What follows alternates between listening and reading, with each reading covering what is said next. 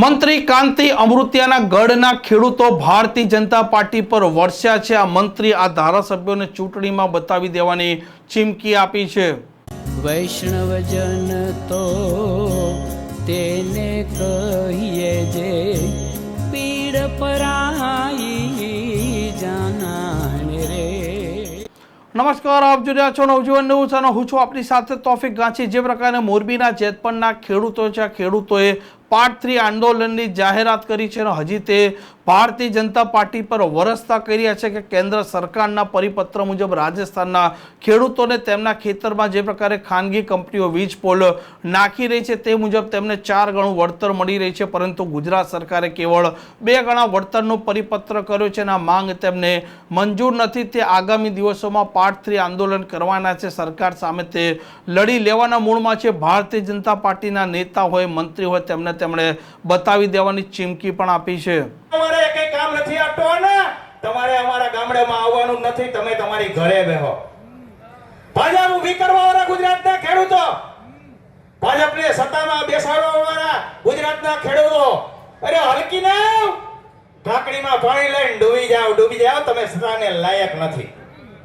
સાચું કે ખોટું?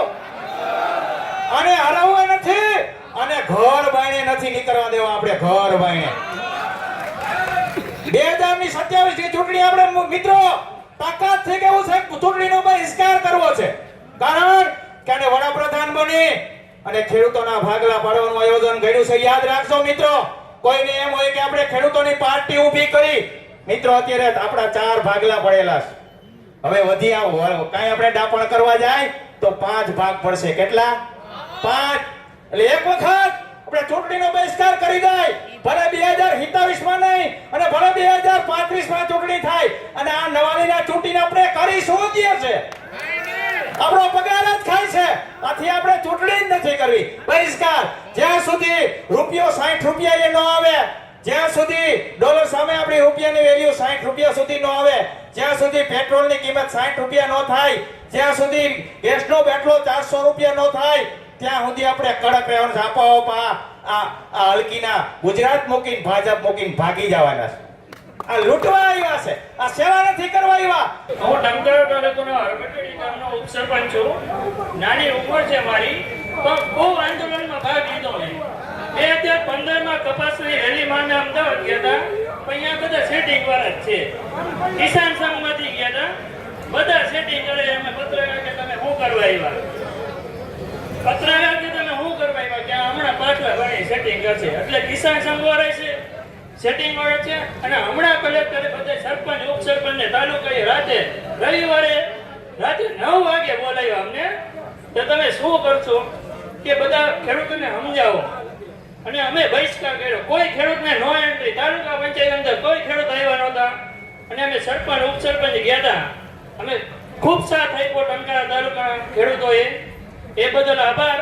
અને હું કહું છું કે મેં 2022 માં જેટકો કંપનીની લાઈન મેં અટકાવી હતી, નો ડ્યુ નહોતો આપ્યો, તોય છતાં મેં કલેક્ટરની સામે પ્રશ્ન કર્યો, મેં સાહેબ તમારો નો ડ્યુ હતો અને તમે મને હુકમ કરી દીધો કે ખેડૂતોને પૈસા વગર નો એન્ટ્રી કરવી, તોય પણ ઉપર તમારી ઉપરથી છે ઉપર જઈને કંપની વાળા નાખી ગયા, તો એનું શું કરવાનું?